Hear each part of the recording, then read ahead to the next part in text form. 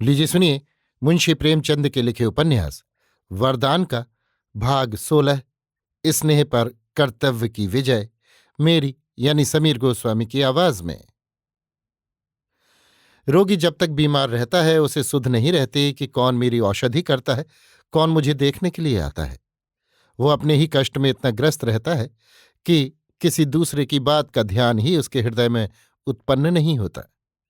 पर जब वो आरोग्य हो जाता है तब उसे अपनी शुश्रूषा करने वालों का ध्यान और उनके उद्योग तथा परिश्रम का अनुमान होने लगता है और उसके हृदय में उनका प्रेम तथा आदर बढ़ जाता है।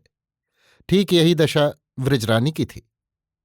जब तक वो स्वयं अपने कष्ट में मग्न थी, कमलाचरण की व्याकुलता और कष्टों का अनुभव न कर सकती थी।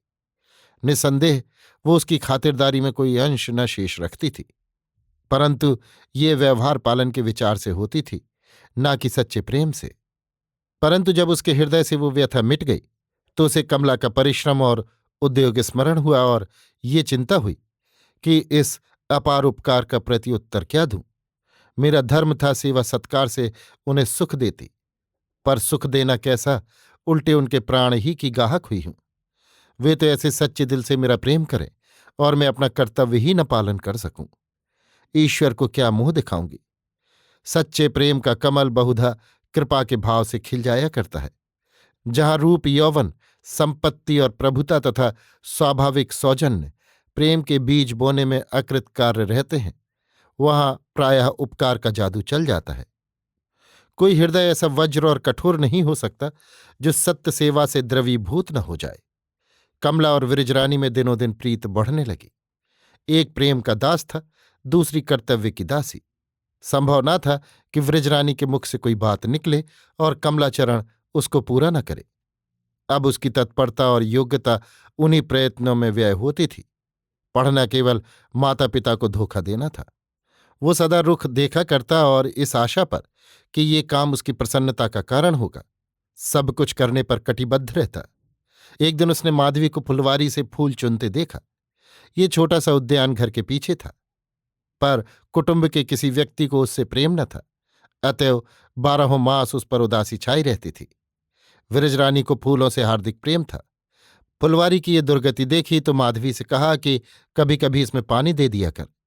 धीरे धीरे वाटिका की दशा कुछ सुधर चली और पौधों में फूल लगने लगे। कमलाचरण के लिए इशारा बहुत था। तन मन से वाटिका को सुसज्जित करने पर उतारू हो गया। 2 चतुर्माली नौकर रख लिए। विविध प्रकार के सुंदर सुंदर पुष्प और पौधे लगाए जाने लगे। भांति भांति की घासें और पत्तियां गमलों में सजाई जाने लगीं। क्यारियां और रवीशें ठीक की जाने लगीं। ठौर ठौर पर लताएं चढ़ाई गईं। कमलाचरण सारे दिन हाथ में पुस्तक लिए फुलवारी में टहलता रहता था और मालियों को वाटिका की सजावट और बनावट की ताकीद किया करता था, केवल इसलिए कि विरजन प्रसन्न होगी। ऐसे स्नेह भक्त का जादू किस पर न चल जाएगा। एक दिन कमला ने कहा, आओ तुम्हें वाटिका की सैर कराऊं। वृजरानी उसके साथ चली। चांद निकल आया था। उसके उज्ज्वल प्रकाश में पुष्प और पत्ते परम शोभायमान थे। मंद मंद वायु चल रही थी। मोतियों और बेले की सुगंधि मस्तिष्क को सुरभित कर रही थी। ऐसे समय में विरजन एक रेशमी साड़ी और एक सुंदर स्लीपर पहने रविशों में टहलती दिख पड़ी। उसके बदन का विकास फूलों को लज्जित करता था। जान पड़ता था कि फूलों की देवी है। कमलाचरण बोला, आज परिश्रम सफल हो गया। जैसे कुमकुमे में गुलाब भरा होता है, उसी प्रकार वृजरानी के नयनों में प्रेम रस भरा हुआ था। वो मुस्कुराई, परंतु कुछ न बोली। कमला, मुझ जैसा भाग्यवान मनुष्य संसार में न होगा। विरजन, क्या मुझसे भी अधिक? कमला मतवाला हो रहा था। विरजन को प्यार से गले लगा लिया। कुछ दिनों तक प्रतिदिन यही नियम रहा। इसी बीच में मनोरंजन की नई सामग्री उपस्थित हो गई। राधाचरण ने चित्रों का एक सुंदर एल्बम विरजन के पास भेजा। इसमें कई चित्र चंद्रा के भी थे। कहीं वो बैठी श्यामा को पढ़ा रही है, कहीं बैठी पत्र लिख रही है। उसका एक चित्र पुरुष वेश में था। राधाचरण फोटोग्राफी की कला में कुशल थे। विरजन को ये एल्बम बहुत भाया। फिर क्या था, कमला को धुन लगी कि मैं भी चित्र खींचूं। भाई के पास पत्र लिख भेजा कि कैमरा और अन्य आवश्यक सामान मेरे पास भेज दीजिए और अभ्यास आरंभ कर दिया।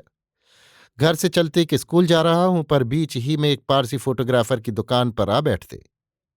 3-4 मास के परिश्रम और उद्योग से इस कला में प्रवीण हो गए, पर अभी घर में किसी को ये बात मालूम न थी। कई बार विरजन ने पूछा भी, आजकल दिन भर कहाँ रहते हो? छुट्टी के दिन भी नहीं देख पड़ते? पर कमलाचरण ने हूं हां करके टाल दिया। एक दिन कमलाचरण कहीं बाहर गए हुए थे। विरजन के जी में आया कि लाव प्रताप चंद्र को एक पत्र लिख डालूं, पर बक्स खोला तो चिट्ठी का कागज न था। माधवी से कहा कि जाकर अपने भैया के डेस्क में से कागज निकाल ला। माधवी दौड़ी हुई गई तो उसे डेस्क पर चित्रों का एल्बम खुला हुआ मिला। उसने एल्बम उठा लिया और भीतर लाकर विरजन से कहा, बहन देखो, ये चित्र मिला। विरजन ने उसे चाव से हाथ में ले लिया और पहला ही पन्ना उल्टा था कि अचंभा सा हो गया। वो उसी का चित्र था। वो अपने पलंग पर चादर ओढ़े निद्रा में पड़ी हुई थी। बाल ललाट पर बिखरे हुए थे। अधरों पर एक मोहनी मुस्कान की झलक थी, मानो कोई मन भावना स्वप्न देख रही है। चित्र के नीचे लिखा हुआ था, प्रेम स्वप्न। विरजन चकित थी। मेरा चित्र उन्होंने कैसे खिंचवाया और किससे खिंचवाया? क्या किसी फोटोग्राफर को भीतर लाए होंगे? नहीं, ऐसा वे क्यों करेंगे? क्या आश्चर्य है स्वयं ही खींच लिया हो। इधर महीनों से बहुत परिश्रम भी तो करते हैं। यदि स्वयं ऐसा चित्र खींचा है तो वस्तुतः प्रशंसनीय कार्य किया है। दूसरा पन्ना उल्टा तो उसमें भी अपना चित्र पाया। वो एक साड़ी पहने, आधे सिर पर आंचल डाले वाटिका में भ्रमण कर रही थी। इस चित्र के नीचे लिखा हुआ था, वाटिका भ्रमण। तीसरा पन्ना उल्टा तो वो भी अपना ही चित्र था। वो वाटिका में पृथ्वी पर बैठी हार गूंथ रही थी। ये चित्र तीनों में सबसे सुंदर था, क्योंकि चित्रकार ने इसमें बड़ी कुशलता से अपने प्राकृतिक रंग भरे थे। इस चित्र के नीचे लिखा हुआ था, अलबेली मालिन। अब विरजन को ध्यान आया कि एक दिन जब मैं हार गूंथ रही थी तो कमलाचरण नील के कांटे की झाड़ी से मुस्कुराते हुए निकले थे। अवश्य उसी दिन का ये चित्र होगा। चौथा पन्ना उल्टा तो एक परम मनोहर और सुहावना दृश्य दिखाई दिया। निर्मल जल से लहराता हुआ एक सरोवर था और उसके दोनों तीरों पर, जहां तक दृष्टि पहुंचती थी, गुलाबों की छटा दिखाई देती थी। उनके कोमल पुष्प वायु के झोंकों से लचके जाते थे। ऐसा ज्ञात होता था मानो प्रकृति ने हरे आकाश में लाल तारे टाँक दिए हैं। किसी अंग्रेजी चित्र का अनुकरण प्रतीत होता था। एल्बम के और पन्ने अभी कोरे थे। विरजन ने अपने चित्रों को फिर देखा और साभिमान आनंद से, जो प्रत्येक रमणी को अपनी सुंदरता पर होता है, एल्बम को छिपाकर रख दिया। संध्या को कमलाचरण ने आकर देखा तो एल्बम का पता नहीं। हाथों के तोते उड़ गए। चित्र उसके कई मास के कठिन परिश्रम के फल थे और उसे आशा थी कि यही एल्बम उपहार देकर विरजन के हृदय में और भी घर कर लूंगा। बहुत व्याकुल हुआ। भीतर जाकर विरजन से पूछा तो उसने साफ इनकार किया। बेचारा घबराया हुआ अपने मित्रों के घर गया कि कोई उनमें से उठा लाया हो, पर वहां भी फप्तियों के अतिरिक्त और कुछ हाथ न लगा। निदान जब महाशय पूरे निराश हो गए तो शाम को विरजन ने एल्बम का पता बतलाया। इसी प्रकार दिवस आनंद व्यतीत हो रहे थे। दोनों यही चाहते थे कि प्रेम क्षेत्र में मैं आगे निकल जाऊं, पर दोनों के प्रेम में अंतर था। कमलाचरण प्रेमोन्माद में अपने को भूल गया, पर इसके विरुद्ध विरजन का प्रेम कर्तव्य की नींव पर स्थित था। हाँ, ये आनंदमय कर्तव्य था। 3 वर्ष व्यतीत हो गए। वो उनके जीवन के 3 शुभ वर्ष थे। चौथे वर्ष का आरंभ आपत्तियों का आरंभ था। कितने ही प्राणियों को संसार की सुख सामग्रियां इस परिमाण से मिलती हैं कि उनके लिए दिन सदा होली और रात्रि सदा दिवाली रहती है, पर कितने ही ऐसे हतभाग जीव हैं जिनके आनंद के दिन एक बार बिजली की भांति चमककर सदा के लिए लुप्त हो जाते हैं। वृजरानी उन्हीं अभागों में थी। वसंत की ऋतु थी। सीरी सीरी वायु चल रही थी। सर्दी ऐसी कड़ाके की पड़ती थी कि कुओं का पानी जम जाता था। उस समय नगरों में प्लेग का प्रकोप हुआ। सहस्त्रों मनुष्य उसकी भेंट होने लगे। एक दिन बहुत कड़ा ज्वर आया। एक गिल्टी निकली और बीमार चल बसा। गिल्टी का निकलना मानो मृत्यु का संदेश था। क्या वैद्य, क्या डॉक्टर, किसी की कुछ न चलती थी। सैकड़ों घरों के दीपक बुझ गए। सहस्त्रों बालक अनाथ और सहस्त्रों स्त्रियां विधवा हो गईं। जिसको जिधर गली मिली भाग निकला। प्रत्येक मनुष्य को अपनी अपनी पड़ी हुई थी। कोई किसी का सहायक और हितैषी न था। माता पिता बच्चों को छोड़कर भागे। स्त्रियों ने पुरुषों से संबंध परित्याग किया।